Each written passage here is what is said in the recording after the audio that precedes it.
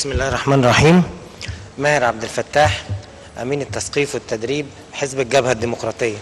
الحقيقة رغم أن حزبنا له موقف من اللجنة التأسيسية وطريقة تشكيلها، إلا أن احنا أصرنا أن احنا نشترك في هذا الحوار الوطني. أنا جاي النهاردة عشان أتكلم على حاجتين. الحاجة الأولانية اللي هو التشريع على مجلسين.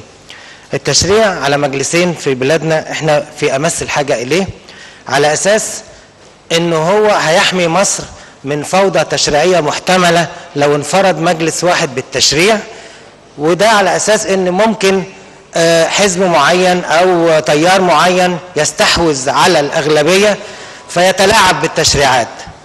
لكن لو كان في مجلس اخر زي مجلس الشيوخ وبنفس صلاحياته التي كانت في دستور 23، هنا يصبح قادر على انه ينجز تشريع بعد جهد وبعد وقت،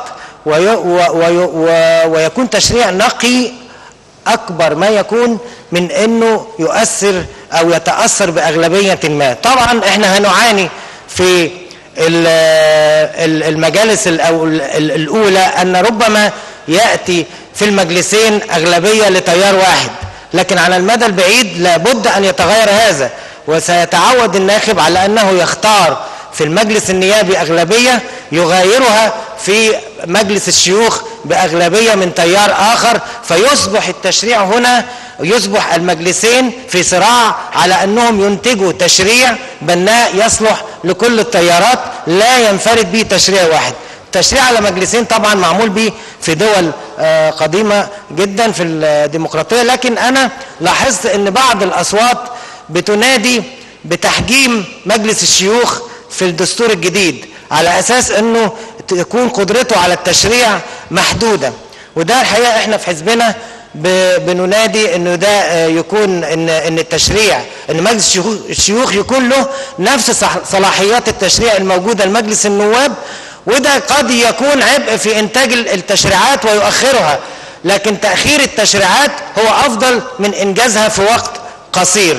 كمان احنا بنرفض او بنطالب بتحجيم التعيين في المجالس التشريعية قدر الامكان، ونفضل ان تلغى التعيينات، وان كان لابد ان توضع لها ضوابط، وضوابط معقدة، مش ضوابط نقول عليها شديدة التركيب، لا، انا ارجو انها تكون ضوابط متشددة بحيث لا يعين في احد المجلسين الا من يستحق، ولا يترك هذا لهوى صاحب القرار. ولا بد من المجلسين أن يكون لهم رأي في الأشخاص المعينين، أي أن المعينين لا يجب أن ينفرد بقرارهم رئيس الدولة أو جهة معينة.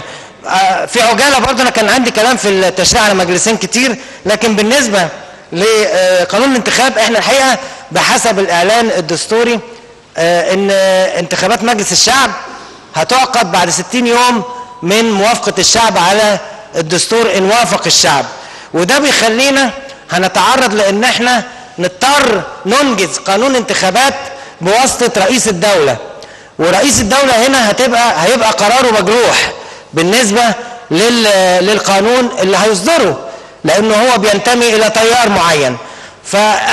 احنا بنتصور في حزب الجبهة ان احنا لابد ان احنا نضع نص انتقالي يحكم العملية الانتخابية، ونفضل ان تكون انتخابات القادمة على اساس القائمة، لان شعبنا الحقيقة ما زال يبذل جهد في ان يفرز بين الافراد.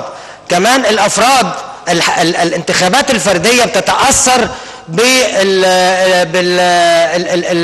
بالروح الطائفية والدينية والقبلية وما إلى ذلك، فالنتيجة أن يأتي إلى المجلسين أشخاص يتمتعون بنفوذ لكنهم لا يتمتعون بمواهب النائب التي نحتاجها في الفترة القادمة. فنحن نفضل في حزب الجبهة الديمقراطية أن تكون الانتخابات على أساس القائمة، حتى يصبح اختيار النواب على أساس فكري، على أساس جوهري، وليس على أساس شكلي. والتجربة موجودة في دول متقدمة ومنها ألمانيا، نتعلم منها ونحاول ننجز فيما يصلح لنا قانون يقوم على أساس الانتخاب بالقائمة حتى نتخلص من روح الفكر الفردي والتأثير على العملية الانتخابية بالنفوذ، بالأموال، باستخدام الدين، باستخدام الطائفة.